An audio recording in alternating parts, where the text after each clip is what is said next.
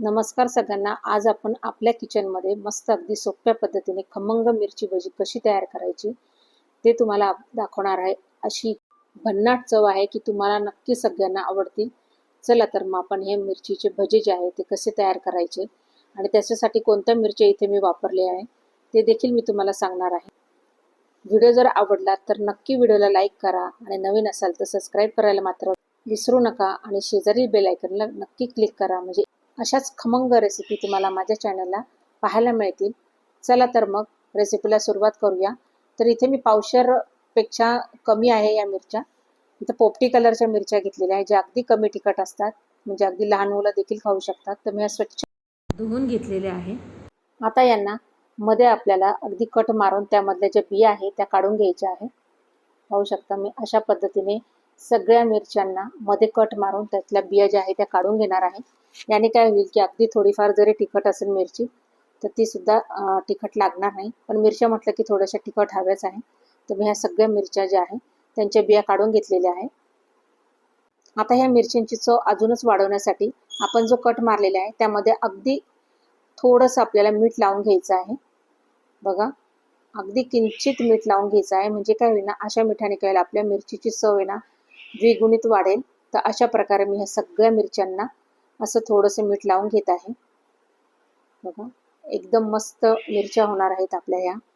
चला तर आता सगळ्या मीठ लावून झालेल्या आहे, या बाजूला ठेवून आता आपण इथे एक वाडगं घेणार आहे व त्यामध्ये बेसन पीठ घालून घेणार आहे. आता त्या बेसन पिठामध्ये मी अद्रक लसूण हिरव्या मिरच्यांची पेस्ट टाकून घेणार आहे. तर इथे मी 1 ते 1.5 चमचे टाकलेले आहे. त्याच्यानंतर मी हळद टाकून घेणार आहे, धनेपूड देखील टाकून घेणार आहे. आणि आता हे तिखटपणानुसार तिखट घालायचं आहे. जर तुमच्या मिरच्या खूपच तिखट असेल तर कमी तिखट घालायचं आहे, व फिक्के असतील तर मग थोडं जास्त तिखट घातलं तरी चालेल. चवीपुरतं आपल्याला मीठ घालायचं आहे, थोडंसं हिंग देखील घालून घ्यायचं आहे. आणि अर्थातच बेसन आहे आणि आपले भजी असल्यामुळे मी इथे 1 चमचा इथे ओवा घेतला आहे व तो हातावर असा मस्त क्रश करून घेतलेला आहे, म्हणजे याचा सुगंध पण आणि खूप छान येतो. आता हे सगळं आपल्याला व्यवस्थित असं मीठ मिक्स करून घ्यायचं आहे. पहा, त्यामध्ये अद्रक लसूण हिरव्या मिरच्याची जी पेस्ट टाकलेली आहे ना ती पण देखील आपल्याला व्यवस्थित अशी मोडून मोडून मिक्स करायची आहे. आणि आपल्याला ते एक बॅटर तयार करायचं आहे. तर त्याच्यासाठी आपल्याला अगदी थोडं थोडं पाणी टाकत टाकत मगच हे बॅटर तयार करायचं आहे, म्हणजे बेसन पिठाच्या ज्या गुठळ्या तयार होतात ना त्या होणार नाही. बघा, एकदमच पातळ करायचं नाही किंवा एकदमच असं घट्ट करायचं नाही. पाहू शकता तुम्ही, एकदम छान आणि सगळं व्यवस्थित असं मिक्स करून घ्यायचं आहे. असं एकदम छान असं मस्त फेटून घेतलं ना की आपले भजी खूप छान होतात. इथे सोडा टाकायची पण गरज नाही, पण मी इथे किंचित थोडासा सोडा घातलेला आहे. आणि आपल्याला यामध्ये मुठभर कोथिंबीर देखील घालायची आहे, पण आज माझ्याकडे कोथिंबीर नसल्यामुळे मी घातलेली नाही. बघा, बॅटर किती छान झालेलं आहे आपलं. बघू शकता, छान असं मस्त मिक्स करून घेतलेलं आहे. चला तर मग आता आपण पुढची तयारी करूया. आता मी गॅसवर एक कढई ठेवली आहे व त्यामध्ये देखील तेल गरम करायला ठेवलेलं आहे. आणि आता आपल्याला ह्या मिश्रणामध्ये एक एक मिरची अशी बुडवून तेलामध्ये तळायला घ्यायची आहे.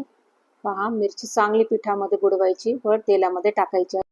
अशा पद्धतीने बघा, आपण सगळ्या मिरच्या तेलामध्ये टाकायच्या आहे, पण एकदम सगळ्या टाकायच्या नाही. आणि ह्या मिरच्या लांब असल्यामुळे तुम्ही याचे 2 तुकडे देखील करू शकता.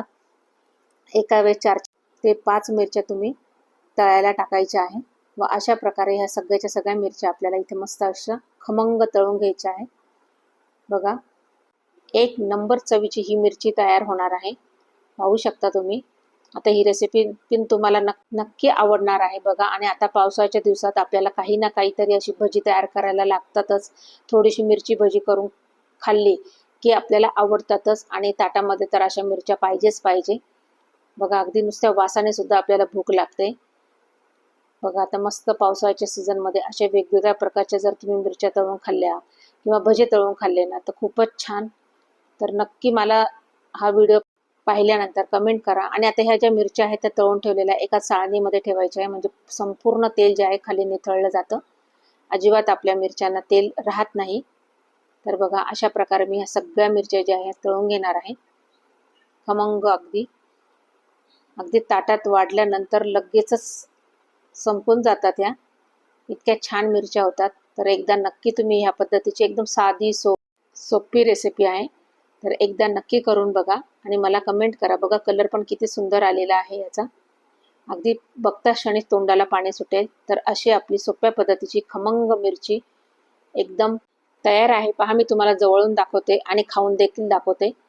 खूपच छान. अगदी नुसत्या जरी तुम्ही खाल्ल्या ना तर अजिबात तिखट लागणार नाही, कारण आपण इथे कमी तिखट मिरचीचा वापर केलेला आहे. तर बघा, एकदम मस्त झालेली आहे मिरची. तर एकदा नक्की करून बघा आणि मला कमेंट करा तुम्हाला ही रेसिपी कशी वाटली.